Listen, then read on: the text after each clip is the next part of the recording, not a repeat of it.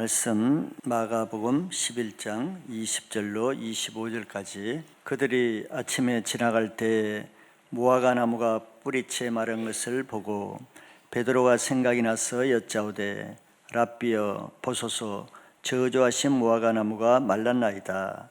예수께서 그들에게 대답하여 이르시되 하나님을 믿으라. 내가 진실로 너에게 이르노니 누구든지 이 산들어 들려 바다에 던져지라 하며 그 말하는 것이 이루어질 줄 믿고 마음에 의심하지 아니하면 그대로 되리라.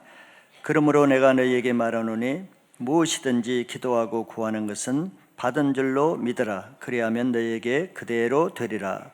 서서 기도할 때 아무에게나 혐의가 있거든 용서하라. 그리하여 하늘에 계신 너희 아버지께서도 너희 허물을 사하여 주시리라 하시니라. 아멘. 올해 우리 교회 주신 신년 말씀은 내 입을 크게 열라는 말씀입니다. 그래서 내 입을 크게 열라는 그 말씀에 근거해서 오늘은 그 실천편으로 내 입을 열어서 어떻게 내 믿음이 실제화되는가에 대해서 말씀을 나누겠습니다.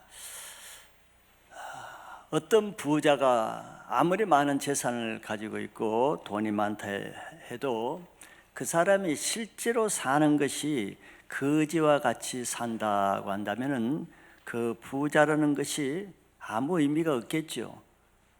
먹을 것도 못 먹고 초라한 집에서 초라한 인생을 산다 그러면은 부자라고 하기가 어려울 것입니다. 실제로 그가 부자일지는 몰라도 실제 그 사람의 삶은 거지 같은 인생이 되는 것이죠. 자기가 가지고 있는 재물을 자기 삶에 실제화시키지 못하고 활용하지 못하면은 그렇게 삶이 비참하게 된다는 뜻이에요.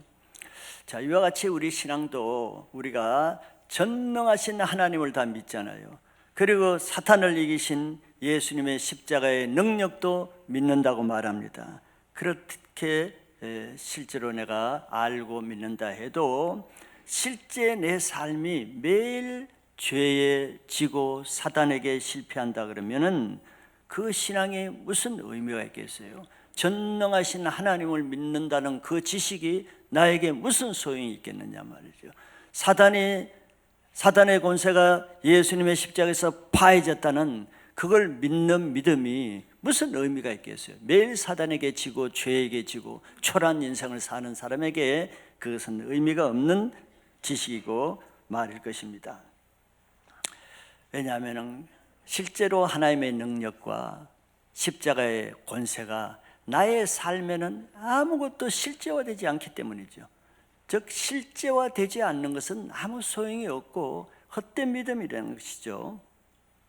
우리의 신앙은 성경에서 믿음에서 시작해서 믿음으로 끝난다는 것이 신앙의 정의입니다. 즉 믿음이 없으면 신앙이 되지 않고 또 믿음이 없어지면 신앙도 끝난다는 말이죠. 로마서 1장 17절에 복음에는 하나님의 의가 나타나서 믿음으로 믿음에 이르게 하나니 기록된 바 오직 의인은 믿음으로 말미암아 살리라 함과 같으니라 그랬어요. 의인은 믿음에 이르게 한다. 믿음으로 말미암아 살리라 한다. 이것이 믿음의 정의입니다. 즉 우리의 신앙은 하나님을 믿는 지식으로 사는 것이 아니고 하나님을 믿는 믿음으로 산다는 거예요. 그런데 그 믿음이 내 마음 속에만 가지고 있는 것이 아니라 우리의 삶을 통해서 실제화되어야 그 믿음이 의미가 있다는 것이죠. 즉 마음에는 믿음이 많이 가지고 있는데 믿음의 지식도 많은데 실제로 내 삶에는 아무것도 안 나타난다. 그러면 그 믿음은 죽은 믿음이요 헛된 믿음이죠. 의미 없는 믿음입니다. 즉 믿음은 내 가운데서 실제 삶 가운데 실제화될 때 나를 통해서 하나님 나라가 실제로 드러나게 되는 거예요. 오늘 우리는 중요한 그 문제를 좀 보고자 하는 것입니다. 하나님 믿는 믿음이 과연 어떻게 실제화되는지 궁금하시죠? 예. 그것이 입을 막연히 크게 여는 것보다 더 중요한 것은 그 입을 큰 그 믿음이 내 것이 되는 것이 더 중요하단 말이에요. 여호수아에게 일어난 믿음, 모세에게 일어난 믿음, 아브라함에게 일어난 믿음, 물론 우리는 그걸 다 알고 그걸 좋아해요. 근데 그거는 남의 믿음이에요. 다른 사람의 믿음이죠. 아브라함의 믿음이 나에게 안 나타난다면 아브라함의 믿음이 나와 무슨 상관이 있겠어요? 아무 상관이 없는 것이죠. 자, 올해는 우리의 믿음이 이론과 지식에 머무는 죽은 믿음이 아니라 그 믿음이 내 삶에 실제로 나타나는 살아있는 신앙을 하시기를 바랍니다. 기대가 되시죠? 올해 그렇게 될 것입니다. 자, 그걸 예수님이 오늘 우리에게 가르쳐 주시는 거예요. 자, 먼저 그러면 믿음을 나타내야 된다는 거예요. 믿음을 그냥 품고만 있지 말고 밖으로 나타내야 믿음이 실제화된다고 예수님 말씀하시는 겁니다. 오늘 본문 보면은 그들이 아침에 지나갈 때 이렇게 시작하죠. 그 전날 예수님이 어떤 사건이 있었는 것이죠. 그 전날 예수님이 하루 일과를 마치고 지나가는 길에 무화과 나무에 잎사귀만 있고 열매가 없는 그 무화과 나무를 저주했어요. 저주했더니 그 이튿날 와 보니까 저주하신 그 무화과 나무가 뿌리채 말랐다 그랬습니다. 보통 자연적으로 나무가 마르면은 위에서부터 잎사귀부터 이렇게 말라고 뿌리는 한참 있다 말이죠. 아무리 날씨가 가물어도 물이 없어도 뿌리는 나중까지 살아 있는 거예요. 근데 여기는 다른 우리 말은 뿌리채라고 했지만 정확하게 보면 뿌리로부터 말랐다는 거예요. 뿌리로부터. 신기하죠. 보통은 위에부터 마르는데 이 나무는 뿌리부터 꼭대기까지 말랐다는 거예요. 자연적인 마름이 아니죠. 예수님이 나무를 저주할 때 저주하신 나무는 뿌리부터 꼭대기로 거꾸로 말랐다는 거예요. 자연적인 현상이 아니라 하나님의 능력으로 되었다는 것을 표시하는 겁니다. 그러니까 어제 하루 사이에요. 하룻밤, 만 하루도 안 되죠. 하루 사이에 그 나무가 말랐다는 것은 좀 신기하고 놀라운 일이죠. 그래서 베드로가 그걸 보고는 놀란 거예요. 그래서 예수님께 말했습니다. 예수님이 말씀만 하셨는데 어떻게 하루 사이에 말랐을까 놀라서 말씀을 들었더니 예수님은 그 대답으로 한마디 하셨어요. 하나님을 믿으라고 했습니다.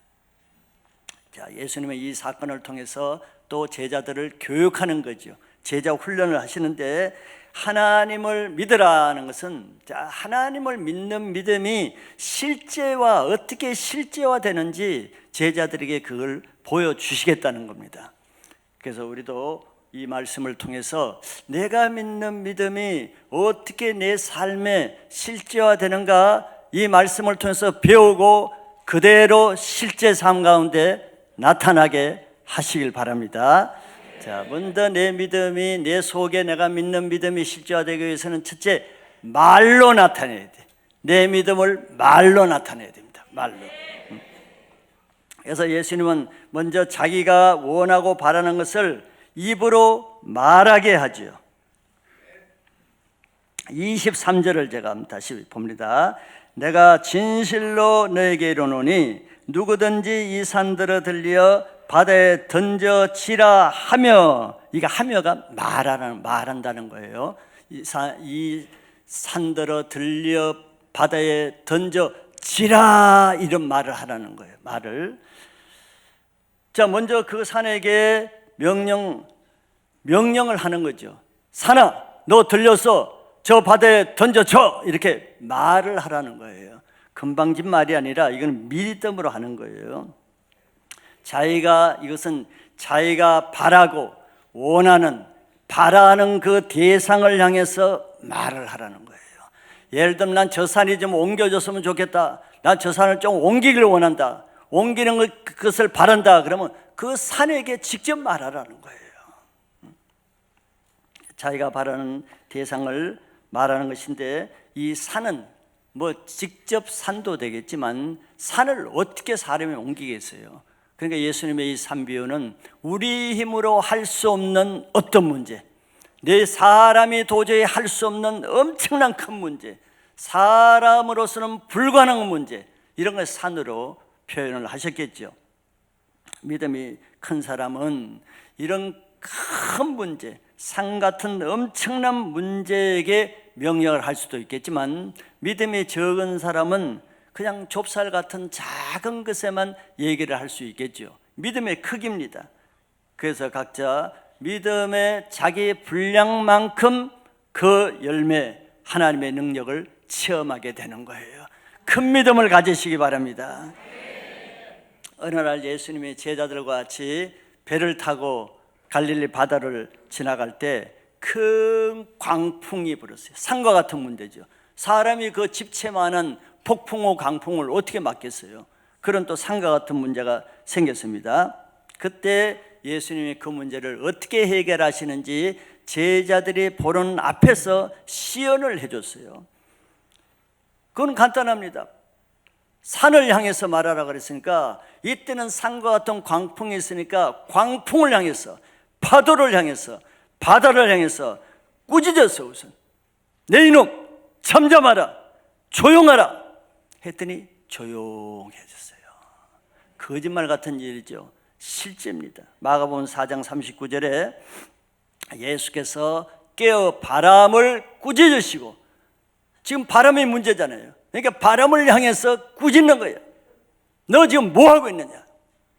그리고 받아들어 이러시되 잠잠하라, 고요하라 말을 했더니 바람이 그치고 아주 잔잔해졌더라 그랬어요. 예수님이 모델로 보여주는 거예요. 어떻게 믿음이 실제화되는지. 간단하죠. 모르는 바 아니에요. 이렇게 바람과 바다를 꾸짖고 말할 때 바람이 알아듣는 거예요.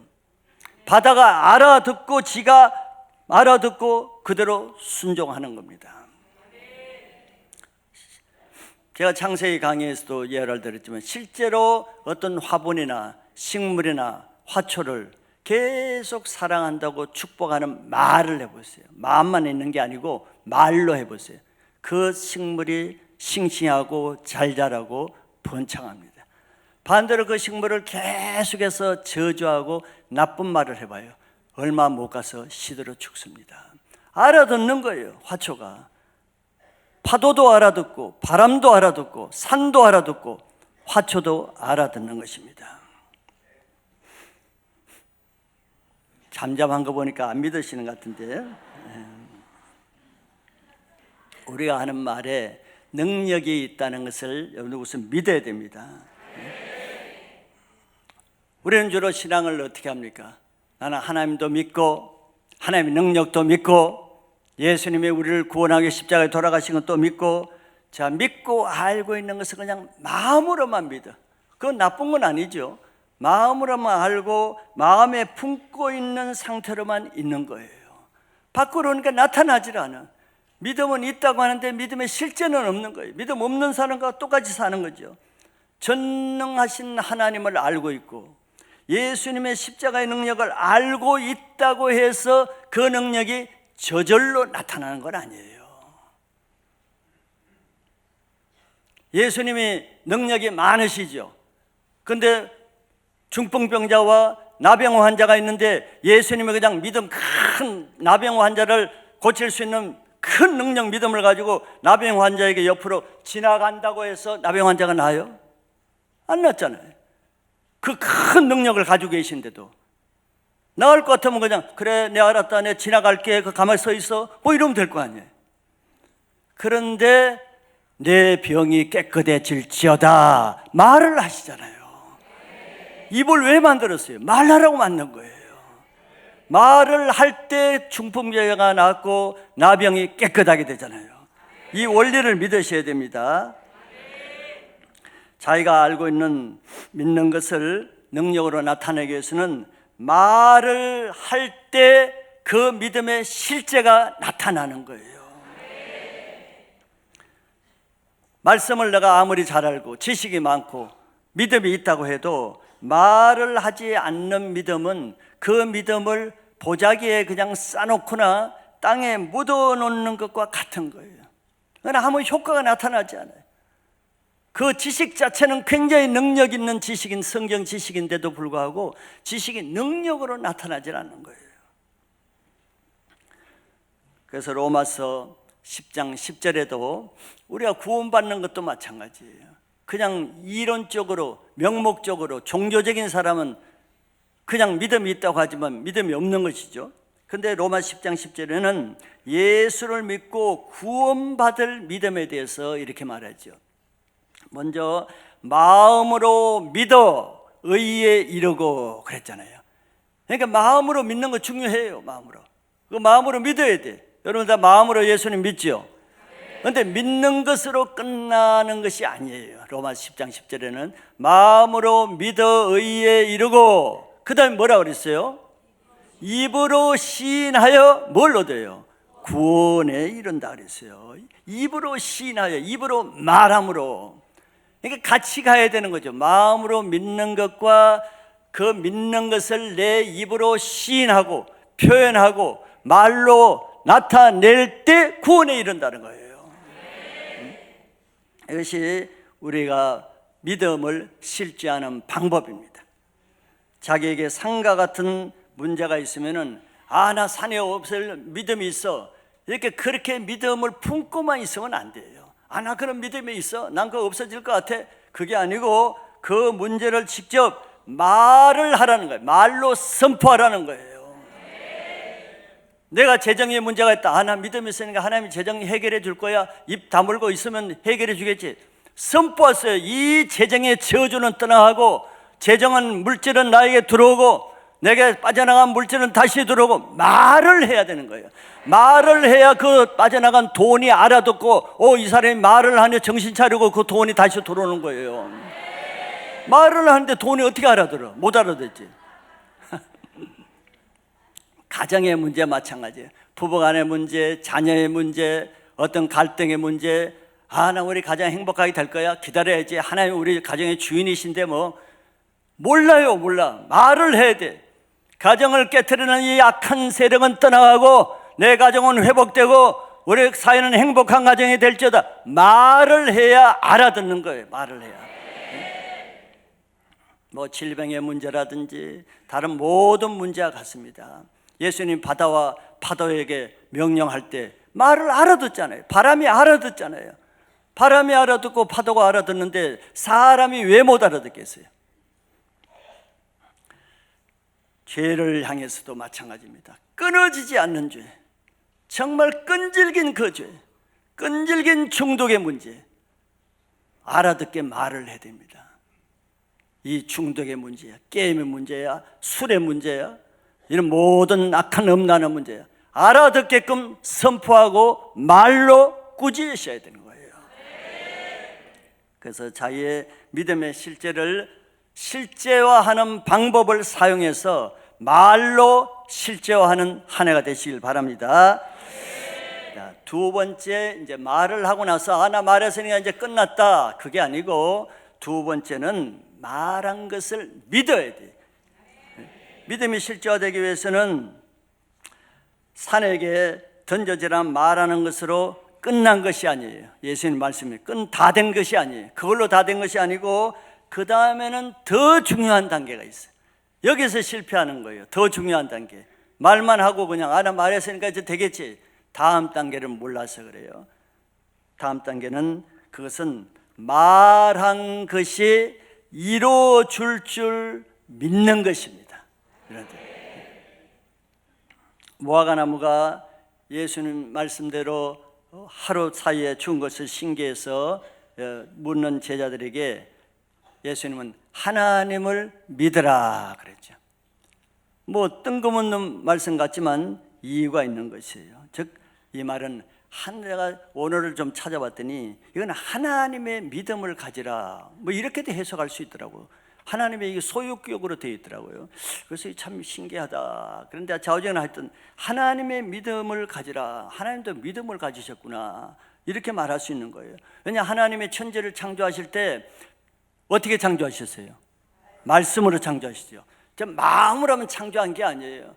마음으로. 저 빛이 있으라는 것을 하나님이 바라보셨겠죠. 빛이 있었으면 좋겠다. 이 땅에 빛을 내가 만들어야겠다. 빛이 필요하다. 마음으로 품고 있는 것을 하나님이 빛이 있으라고 말씀하실 때 그대로 됐잖아요. 그러면 하나님도 빛이 있으라는 말씀을 하실 때 빛이 있게 될 것을 하나님도 믿고 하셨겠죠. 그게 하나님의 믿음이에요. 말한 대로 될 것을 믿는 것이 하나님의 믿음인데 우리도 그런 믿음을 가지라는 거죠. 내가 말하는 것이 그대로 될 줄 믿어야 실제화되는 거예요. 그냥 하나님 믿는 믿음은 없이 말하는 새 말만 해야지. 이것도 되라, 저것도 되라, 요것도 와라, 저것도 와라. 안 되죠. 왜? 빠진 것이 믿음이 없이 말만 하니까 그런 거예요. 그렇게 될 것 같은 믿음으로 먼저 선포를 해야 됩니다. 믿음이 있어야 되는 거죠. 예수님이 저희들에게 무화과나무가 마른 것을 보여주신 것은 예수님의 능력을 보여주시기 위해서 그런 것도 있겠지만 제자들에게 교육 목적상 보여준 거예요. 즉 내가 하는 것을 너희들 봐라. 어떻게 하는지, 내가 무화과나무를 어떻게 마르게 하는지 잘 봐라. 내가 말을 함으로써 이 무화과가 말랐다. 근데 나만 이렇게 하는 것이 아니고 너희들도 믿음으로 이와 같이 말을 하면은 너희들도 내가 한 일을 할 수 있다는 것을 가르치기 위해서 보여주신 거예요. 요한복음 14장 12절에 보시면은 예수님이 이렇게 말씀하셔요. 내가 진실로 진실로 너희에게 이르노니 나를 믿는 자는 내가 하는 일을 그도 할 것이요 또한 그보다 더 큰 일을 하리니 이는 내가 아버지께로 감이라. 예수님의 목적이 이거죠. 예수님은 자기만 능력을 행하고 자기만 하는 것을 너희들 보기만 해라 이게 아니고 예수님이 그런 능력을 행하신 것은 너희들도 나가 하는 것을 할 수 있으니까 잘 보고 있으라 이런 뜻으로 무화과나무를 말라 죽게 하셨다는 거예요. 나를 믿는 자는 내가 하는 일을 그도 할 것이요 예수님이 하신 일을 예수님을 믿는 사람은 여러분들 할 수가 있다는 거예요. 그것부터 우선 믿으셔야 돼요. 내가 겸손이 아니에요. 불신입니다. 그거는 내가 할 수 없다는 것은 겸손이기 전에 교만이에요. 불신입니다. 예수님이 할 수 있다 그러는데 왜 못한다고 생각해요? 믿음이 없기 때문에 그런 것이죠. 우리가 예수님을 믿는다 그러면은 우리 힘으로가 아니고 예수를 믿는 그 믿음으로 내 안에 계시는 예수님의 능력으로 예수님이 하신 일을 할 수 있다는 것을 먼저 믿으셔야 됩니다. 그래서 이런 일을 하기 위해서 즉 자기가 말한 것을 이루어지겠다는 믿음을 가져야 돼요. 예수님도 무화과나무를 저주하실 때 이게 말라 죽을까? 그러고 했으면 좀 다른 결과가 나올 수 있겠죠. 예수님도 저주를 할 때 이 무화과나무가 말라 죽을 것을 믿음으로 했더니 예수님이 믿음 그대로 죽은 것이에요. 믿음대로. 자, 어느 날 예수님이 어떤 아버지가 데려온 나이 속에 있는 귀신을 내어 쫓았어요. 근데 그 전에 이미 제자들이 그 아이를 아버지가 데려온 그 아이를 놓고 계속 귀신아 나가라, 귀신아 나가라, 귀신아 나가줄래, 좀 나가줄래, 좀 나가줘라 계속 나가라고 말을 많이 했을 거예요. 말을. 그런데 결국 안 나갔거든요. 그러니까 서기관과 바리새인들과 이 변론을 하면서 창피만 당했단 말이에요. 근데 예수님이 산에 내려와서 한 번에 귀신 떠나가고 다시 들어오지 마 했더니 단번에 나갔어요. 그러니까 제자들이 신기하잖아요. 자기들도 똑같이 말을 했거든요.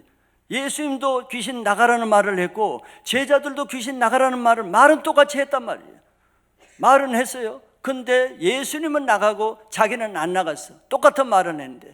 그러니까 신기하잖아요. 그래서 예수님께 물었어요. 예수님, 주님은 왜 그 귀신을 쫓아내는데 우리는 왜 하지 못했습니까? 그렇게 물었을 때 예수님이 중요한 한 가지 빠진 거, 2% 빠진 거 그걸 말씀해 주는데 너는 말은 잘하는데 믿음이 없기 때문에 안 나갔다 그러는 거예요. 마태복음 17장 20절에 이러시되 너희 믿음이 작은 까닭이라. 믿음이 없지는 않다 그랬어요. 그러나 아직 귀신을 쫓아낼 만큼한 그런 믿음까지는 안 된다는 거죠. 너희 믿음이 작은 까닭이나 진실로 너에게 이르노니 만일 너희에게 믿음이 겨자씨 한 알만큼만 있어도 이 산을 명하여 여기서 저기로 옮겨지라 하면 옮겨질 것이요 또 너희가 못할 것이 없으리라 그랬어요. 말 목소리 차이가 아니에요. 목소리를 크게 하냐 적게 하냐 아름다우냐 아름답지 않는 문제가 아니고 얼마나 믿음으로 말을 하느냐 이거예요.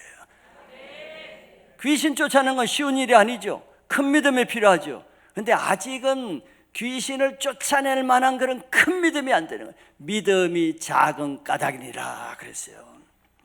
그러면서 예수님이 우리에게 겨자씨 한 알만한 그런 믿음만 있어도 산을 명하여 여기서 저기로 옮겨라 하면 옮겨질 것이라 그랬어요.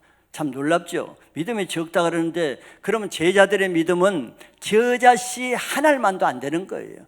겨자씨 한 반 알 정도 됐던 것 같아요. 믿음이 작은 까닭이라 그랬으니까 그 뒤에 겨자씨 한 알이라 했으니까 겨자씨 한 알만도 안 되는 거예요. 겨자씨 한 알만한 믿음만 있어도 산을 옮기는 믿음이 된다는 것이죠. 이게 무슨 뜻이겠어요? 자, 비록 그 믿음이 적게 보이는 겨자씨 한 알만한 믿음이라 할지라도 그 믿음이 100% 순전하게 엑기스 100% 믿음이면은 그런 능력이 나타난다는 거예요. 그 안에 다른 불순물이 끼지 않는 순수한 믿음, 100% 믿음, 겨자씨만 해도 산 옮길 만한 믿음이 된다는 거예요. 그러니까 우리 믿음은 너무 물이 많이 타져 있는 거예요. 불순물이 많이 타져 있는 것이죠. 왜 겨자씨에 한 알만 있어도 그렇게 되겠어요? 우리 능력은 어차피 내게서 나오는 게 아닙니다. 우리에게 나오는 능력은 오직 하나님으로부터 나오니까 하나님을 믿어라. 하나님의 믿음, 순수한 100% 엑기스 하나님의 믿음이 겨자씨만만 해도 산을 옮길 수 있다는 거예요. 믿음의 질을 말하는 거죠. 지식적인 믿음, 이론적인 믿음, 현세적인 믿음, 세속적인 믿음, 인간적인 믿음, 종교적인 믿음 이런 걸로 안 된다는 거예요. 순수하게 100% 하나님만 믿는 그런 믿음이 겨자씨만만 있어도 귀신을 쫓고 산을 옮길 것을 믿으셔야 됩니다. 이렇게 말을 하는 것 중요하지만 두 번째 그보다 더 중요한 것은 믿음으로 할 수 있는 믿음이 필요한 거예요. 세 번째 단계는 이제 그것으로부터 끝나지 않아요. 세 번째 단계는 또 더 중요해요. 의심하지 말라 그랬어요. 의심하지. 23절 또 잊어버렸죠, 여러분들. 다시 한번 읽어보겠습니다. 그 사이에 잊어버렸을 거예요. 자, 한번 읽어봅시다. 내가 진실로 너에게 이르노니 누구든지 이 산들을 들려 바다에 던지라 하며 말을 했죠. 그 다음에 그 말하는 것이 이루어질 줄 믿어야 돼요. 믿어야 돼요. 그 다음에 세 번째가 마음에 의심하지 아니하면 그대로 되리라 그랬어요. 첫 번째, 두 번째가 다 돼도 세 번째가 안 되면 안 되는 거예요. 이게 세 번째까지 가야 돼. 세 번째까지 가려면은 그 내가 믿는 믿음을 지키고 믿음을 그대로 가지고 있어야 돼. 내가 말로도 하고 믿음으로도 했는데 안 된다. 그런 사람 많죠. 목사님 저 신년 말씀 듣고 입 크게 벌리고 했는데 안 되대요. 목사님 책임지 있어요. 거짓말한 거 아니에요. 자, 그런 사람은 마지막 세 번째 한번 생각해 보세요. 세 번째 지금 안 되대요 하는 그 자체가 의심적인 거예요. 그 자체가 그것 때문에 그런 거예요. 자, 말한 대로 되지 않는 것은 의심이 들어오면서 가지고 있던 믿음을 잃어버렸기 때문에 그런 거예요. 사단은 우리가 잘 되는 것을 가만 볼 수 없는 거죠. 사단은 우리 마음에 의심을 줍니다. 회의를 줘요. 불신을 줘요.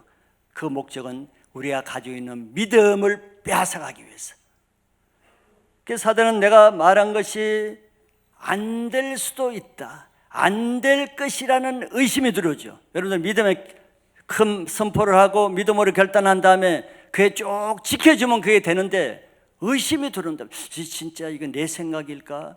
그냥 내 뜻대로 하는 것인가, 진짜 하나님의 뜻인가 의심이 들어죠. 믿음이 없어지죠.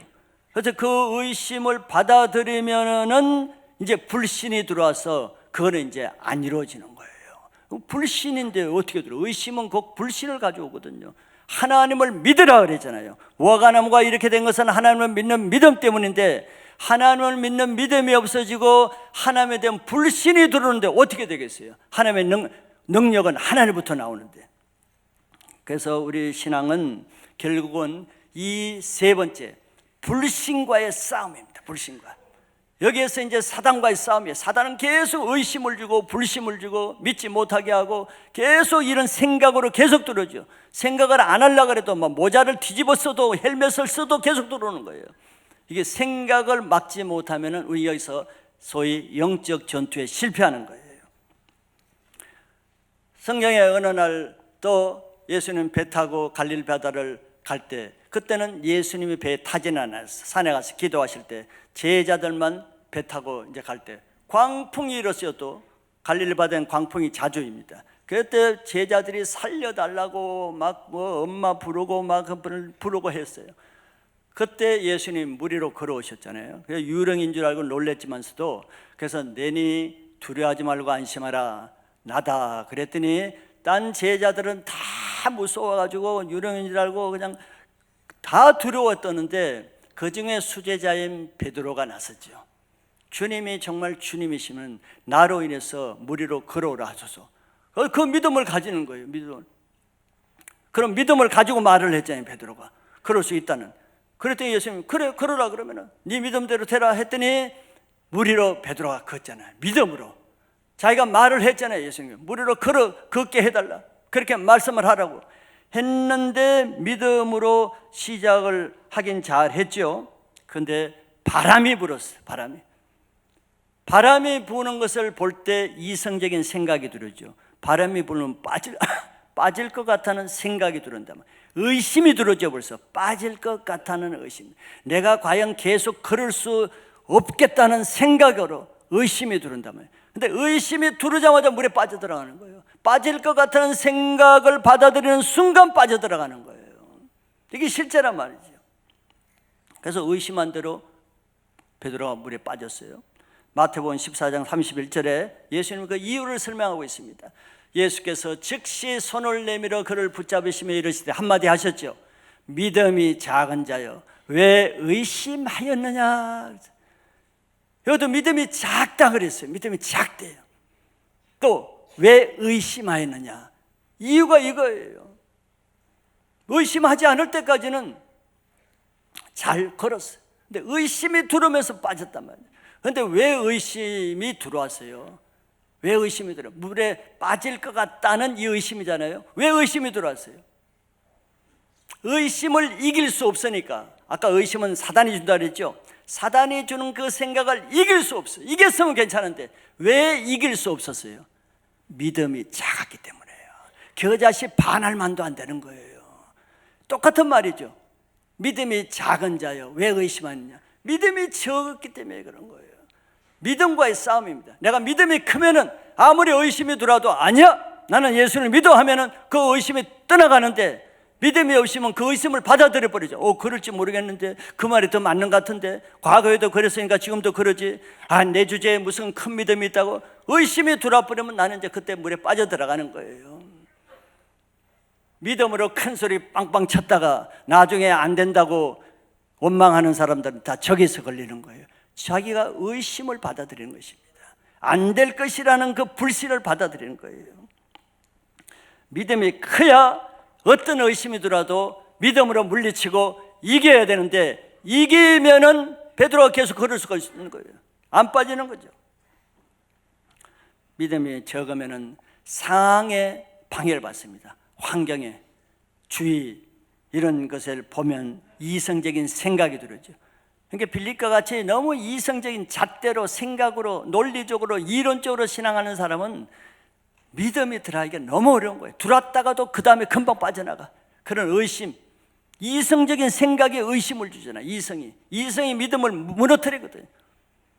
그래서 고린도서 10장 4절 5절에는 모든 높아진 이론, 생각을 복종해서 사로잡아서 그리스도에게 복종시키라 그래요. 모든 이론들, 생각들, 이게 사단이 이용하는 도구거든요. 의심을 주는 도구란 말이지.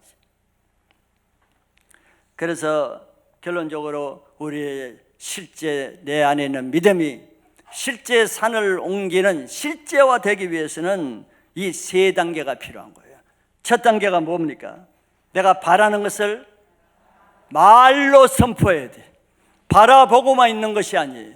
바라보고 있는 것을 내가 바라는 것, 원하는 것, 필요한 것을 말로 선포하시고, 두 번째는 선포한 것이 이루어질 줄을 믿으셔야 돼. 세 번째는 안 믿어져. 근데 자꾸 의심이 들어와. 안 될 것 같은 생각이 들어와. 불안한 생각이 들어와요. 걱정이 들어와요. 그때는 세 번째는 의심을 이기셔야 되는 거예요. 의심을 이길 때 이제 믿음의 실제가 나타나는 것입니다. 3단계까지 성공하는, 3단계까지 통과하는 2025년도에는 열매를 맛보는 해가 되시길 바랍니다. 그래서 신앙이 내 마음에만 있고 머리에만 있고 이론에만 있고 실제 아무것도 나타나지 않는 그런 것은 이제 작년도로 다 끝내고 2025년도는 안에 있던 믿음이 세상 밖으로 나와서 내 개인과 가정과 사업장과 일터와 캠퍼스에 내 믿음의 실제가 풀어놓는 하나가 되시기를 선포합니다. 이제 두 번째는 기도하기입니다. 이런 믿음의 능력을 나타내기 위해서는 기도해야 되는 거예요. 기도 외에는 이런 이유가 나타날 수가 없어요. 여기 뭐 관계가 없는 것처럼 보이지 왜 잘 나가다가 기도가 나오는가? 관계가 있어요. 24절에 그러므로 하잖아요. 그러므로는 연결 접속사잖아요. 관계가 있다는 말이에요. 그러니까 사람들이 관계가 없을 줄 알고 성경이 이미 그러므로 이렇게 말한 거예요. 그러므로라는 것은 우리가 기도할 때 응답받는 것도 이런 믿음의 원리와 같은 원리라는 거예요. 우리 주로 말을 뭘로 해요? 뭐 선포하는 것도 하지만 기도로 말을 하잖아요. 기도로. 그러니까 이것도 기도도 믿음으로 응답받는 원리와 같은 원리라는 것을 설명해 주는데, 첫째는 기도할 때 기도한 것, 구한 것을 받은 줄로 믿으라는 것이에요. 믿어야 돼요. 특별히. 그렇게 기도하고 구한 것은 받을 줄이 아니고 여기 보면 이미 받은 줄로 믿으래요. 다니엘서 보면 다니엘의 금식하면서 기도할 때 다니엘의 기도가 언제 하나님께서 받으셨어요? 기도하는 첫날 이미 받으셨어요. 기도한 첫날 그 기도는 이미 이루어진 거예요. 기도할 때 이미. 근데 응답은 나중에 왔죠. 응답은 한참 뒤에 방해를 받아서 나중에 온단 말이에요. 그런데 우리 기도가 그런 거예요. 응답은 나중에 올지 몰라도 우리 기도는 이미 하나님께 올라갔기 때문에 이미 응답은 받은 거예요. 그렇게 믿으라는 거예요. 이때도 믿음으로 한 기도는 받을 줄을 믿고 의심하지 말아야 돼. 근데 여기도 의심의 공격이 있잖아요. 기도하면은 사단이 기도 많이 해놓을 때 기도할 때는 확신이 드는데 기도 끝나고 나서 의심이 들어오죠. 이게 사실일까? 이게 하나님이 주신 응답일까? 하나님의 말씀일까? 내 생각일까? 의심이 들어오죠. 이 의심을 이겨야 돼요. 그래서 기도해도 안 될 것 같은 생각이 자꾸 들어온단 말이죠. 아니리다라는 의심이 들어온단 말이죠. 이것이 의심이 계속 들으면 그 기도는 이루어지기 어렵습니다. 방해를 받기 때문에, 사단이 방해하기 때문에. 의심하는 것은 하나님을 불신하는 죄잖아요. 하나님을 믿기보다도 사단이 주는 사단의 음성을 더 믿는 거 아니에요. 이 큰 불신의 죄란 말이에요. 그래서 응답이 안 되는 거예요. 그럼 기도를 많이 하는 것도 중요하지만 믿음으로 기도하는 것은 더 중요합니다. 그래서 기도를 얼마나 믿음으로 하느냐에 따라서 그 기도 응답은 결정되는 거예요. 두 번째, 이거보다 더 중요한 걸 또 말씀하셔요. 용서하는 것이라 그 말이에요. 25절 다시 한번 봅니다. 서서 기도할 때 아무에게나 혐의가 있거든 용서하라. 그리하여야 하늘에 계신 너희 아버지께서도 너희 허물을 사하여 주시리라 하시니라 그랬어요. 예수님은 항상 핵심을 찔러주죠. 핵심을. 우리는 요 핵심을 놓치는 거예요. 2%를 놓치는 거예요. 가장 중요한 한 가지를 놓치는 거예요. 구할 때도 선포하고 사나 물러가라. 우리는 주로 요것만 생각하잖아요. 근데 예수님은 핵심을 2가지를 더 말하죠. 믿어야 되고 의심하지 않아야 된다. 또 기도에 대해서 마찬가지. 그래, 기도 열심히 해라. 쉬지 말고 기도해라. 큰 소리로 기도하라. 외치면서 기도하라. 그리고 믿음으로 기도하라. 이걸로 다 끝나죠. 큰 소리로 기도하라. 근데 예수님은 핵심을 말씀해줘. 그 핵심이 안 되면 안 돼. 왜? 그것이 사단의 방해이기 때문에. 여기서도 똑같은 거예요. 아무리 기도를 믿음으로 열심히 해도 이 용서하라 이것이 안 되면 안 되는 거예요. 나 기도 열심히 했는데요, 철학 기도 했는데요, 100일 기도 했는데요, 새벽 기도 했는데요, 왜 안 되죠? 요것 때문에 그래요. 물론 다른 문제도 있지만 예수님은 이 문제를 다루고 있어요. 우리의 기도를 들으시는 분이 하나님이시죠. 우리의 기도를 응답해 주실 분도 하나님이시죠. 그러니까 하나님이 굉장히 중요한 거 아니에요. 나보다도, 기도하는 나보다도 그 기도를 들으시고 받으시고 응답해 주실 하나님이 정말 중요한 거 아니에요. 그렇다면 기도하는 자는 먼저 하나님과 관계가 중요하다는 거예요. 하나님과 관계, 하나님 관계가 원수 관계가 되든지 막힘이 있든지 묶임이 있든지 잘못된 관계든지 이런 관계가 되면 하나님이 주실 분은 하나님이신데 어떻게 주겠어요? 하나님과 막히는 것은 우리의 죄와 허물입니다. 그래서 먼저 서서 기도할 때 아무에게나 혐의가 있거든 용서하라. 먼저 이런 말씀을 하시죠. 우리가 서서 기도할 때 어떤 사람과 묶인 것이 있거나 용서하지 못한 것이 있으면은 먼저 기도하기 전에 그것부터 먼저 하라는 거예요. 하나님 관계가 먼저죠. 예수님은 산상수훈에서 예물을 드리러 예배를 드리기 위해서 갈 때 사람이 생각나거든. 풀어야 될 사람, 묶인 것, 용서하지 못할 생각나면 예물 놔두고 그 예물 헛되게 낭비하지 말고 가서 먼저 풀고 와서 예물 드리라 그랬어요. 예물 받으신 분이 하나님인데 하나님과 묶여 있는데 그 예물이 무슨 의미가 있겠어요?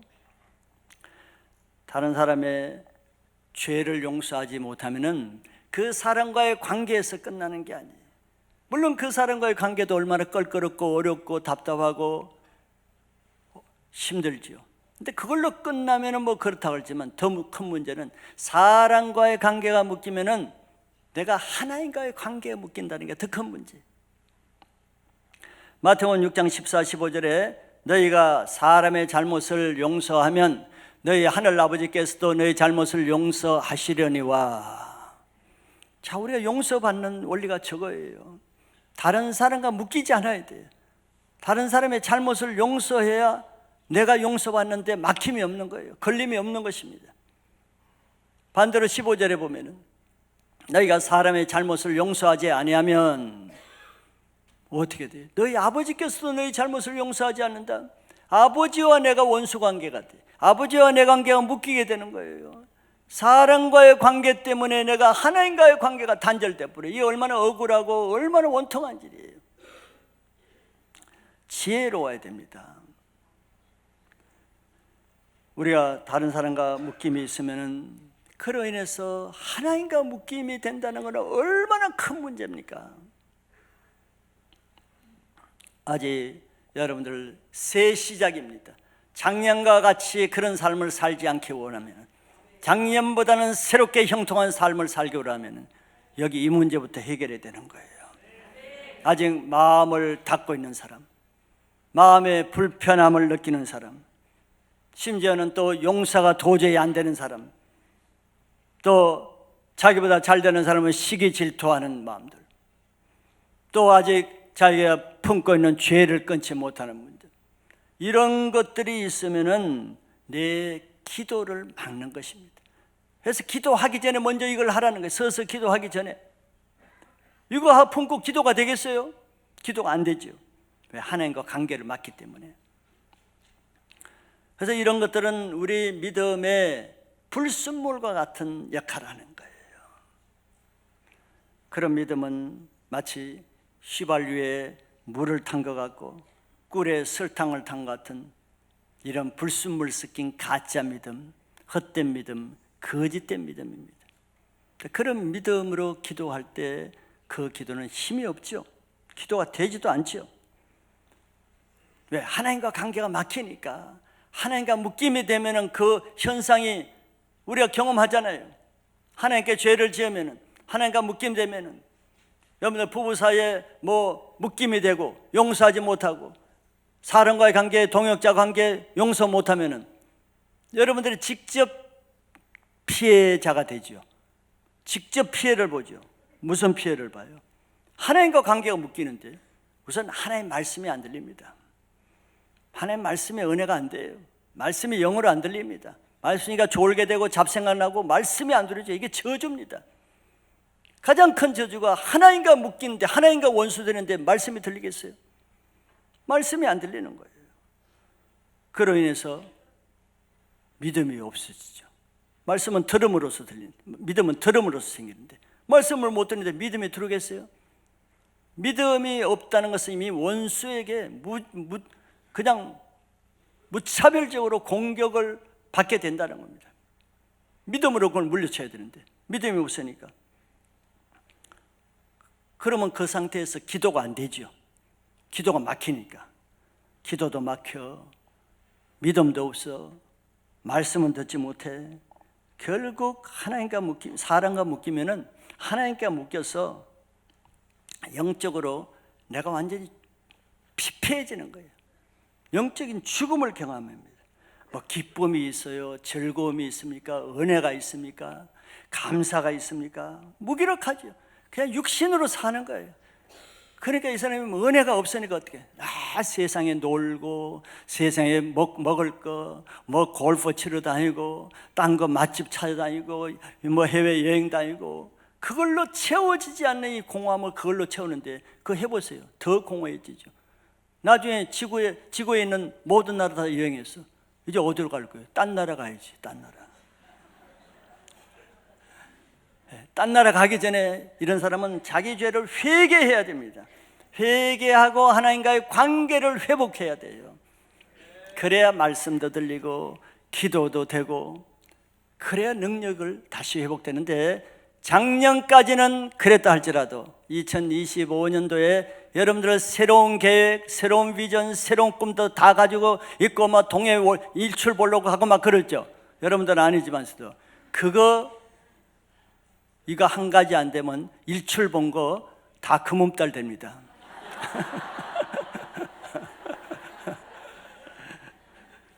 묶인 것을 먼저 풀어야 돼요. 자, 묶인 거 다 풀고 넘어가시기 바랍니다.